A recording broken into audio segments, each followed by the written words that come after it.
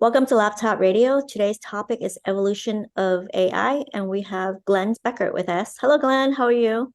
Hi, Michelle. Good to be here. Hey, Glenn, first tell us your story. Well, I guess I'm an MIT guy who got into AI way back in the 70s. And of course, AI wasn't as overall popular there. It was sort of a niche. And now, more recently, I've become re-involved as the technology has become more mainstream and recently completed a project that really delved into the agents aspect, having multiple agents and generative AI and working with ChatGPT and things of that nature. Awesome. Can you tell us a little about the project? Sure. It was a small business innovative research program for the Army. And as such, we were tasked with trying to understand how conflict goes from competition to conflict. How do you live in concert with, let's say, with China, and how do you keep the interactions to competition instead of war? And how do you sort of understand the will of the people and what's leading up to the events that eventually spill out from competition into conflict? As such, we were tracking the will and we were interacting with a chatbot which could understand the will through historical perspectives, as well as could work with other aspects besides ChatGPT to get the current state of the will and make projections.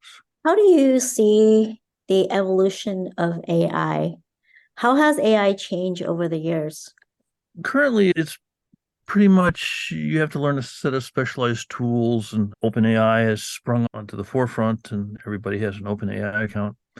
However, when you look at what most technologies do is as they're good, they get integrated into other tools like Photoshop or like just drawing that's assisted and even Siri, that you're working with AI, really not to exploit the AI, but to exploit how you move through your daily life. And everything that you do is going to be affected by AI. And in that sense, it'll be just a part of everything that we do. What do you think will happen in the future? What do I think will happen in the future? Well, nobody knows what will happen in the future other than it'll be different than what anybody expects.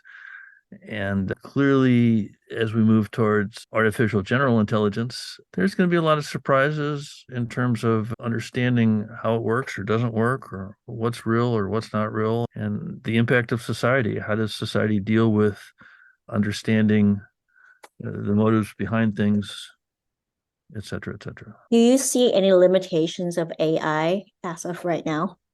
Oh, sure. The limitations of AI. You can say the sky's the limit, but then if you give it infinite amount of time, clearly common sense is something that is not so common. People are beginning to realize more and more that things that are often simple to people to grasp and understand can sometimes be difficult for machines, or it's hard to tell whether machines really understand what's going on and can act accordingly. What are you looking forward to in terms of the development or how AI would evolve and how it could be more advanced? What are some of the features that you would like to see? Sure, let's take the code writing capabilities, which have really only appeared in the last couple of years. The ability to build systems has always been you hire a team of people that have a distributed set of skills, and the hard part is to communicate with the members of the team to make sure that everybody is focused on the same goal and is collaborating across the board.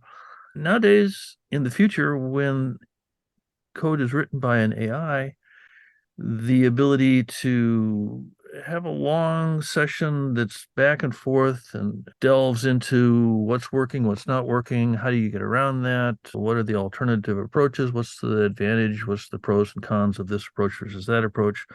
All of those discussions, instead of being had with a developer prior to actually writing code, that becomes something which the creator has with the AIs directly. So there's going to be a lot of dialogue and understanding of what do you really want, and ultimately the code that you get will do what you want and exactly what you want, and it won't have hidden features that you don't know about.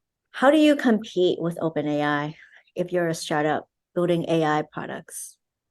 Oh, it's not clear that you do. Sometimes, if you can't beat them, you join them. The question becomes how to use OpenAI's technology. I mean, everybody uses search, and you don't even think about it. What used to be, gee, how tall is Mount Diablo? Now you just search, and you can find instantly facts. And so Google did for facts what OpenAI is doing for reasoning or for logic. So I'm not convinced that the smart move is to compete against OpenAI or Google Bard or anybody's AI solution. The large AI solutions are going to be integrated into smaller solutions. So the answer is not how do you beat it, but how do you work with it? Yeah, I think I'm asking about the reverse of it. If you are a startup doing AI and you have an awesome idea, what happens if OpenAI takes your idea and create a project? There has been instances of that, just like another big company in social media incorporating your idea as a feature of their products. Do you see that happening? Oh yeah, it's always a risk, especially in the early days when you have what I'll call low-hanging fruit. And if a developer reaches out and puts together some functionality that people find useful, it's awfully difficult to say that somebody else should not incorporate similar capabilities. I mean, people are just naturally competitive, and if somebody does something that is interesting to you, you're going to figure out how to do something that is related. If OpenAI takes your idea, then really your only choice is to drive your idea further and deeper and quicker than OpenAI and get there first. Is there anything you want to share that I have not asked you? The interesting phase that we're coming into is instead of the universal, omnipresent, the voice in the sky, uh, if everybody's got a intelligent agent on their phone and that agent knows the owner of the phone pretty well, I think that there's a very interesting area where agents are acting on your behalf and interacting with other agents, and all of the whole society that we've invented for people will evolve in terms of interactions between our agents working on our behalf. It's amazing to me that a light bulb that turns red or green is still used to control cars for 100 years. Eventually, you would expect that the interaction between systems would move to a different level. What do you think about privacy, though? Privacy is very important. Everything that you know it because it's connected to other things. And what makes something important is the item itself, but also its relationship to other ideas and concepts in your brain. And if there's no privacy, then everybody's network is exposed. But with privacy, everybody's got the ability to control what parts of their network they want to expose at what time relative to the conversation. In 2 years, do you think that there will be more capabilities with AI? Oh, absolutely. If you look 2 years ago, we still had ChatGPT 2, 2.5, and everybody was like, oh, okay, that's interesting, but it wasn't indicative of AGI. In 2 years, we could have systems that look and feel very intelligent, very real, very alive, very much connected. And 2 years, 5 years, I think it's an exciting world that we're moving towards, and one that everybody's got to find their niche in. Nice. Is there one piece of advice that you would like to provide to the community? No, everybody seems to say that the important thing is to find your niche, that you're the best in the world, and push that. I believe that important things are built by teams, and the important thing is to find that set of people that brings out the best in you and allow you to bring out the best in them.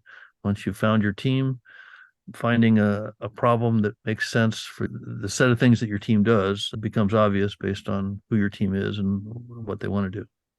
Awesome. Thank you, Glenn. Cool. Thank you, Michelle. Okay, bye-bye. Bye bye.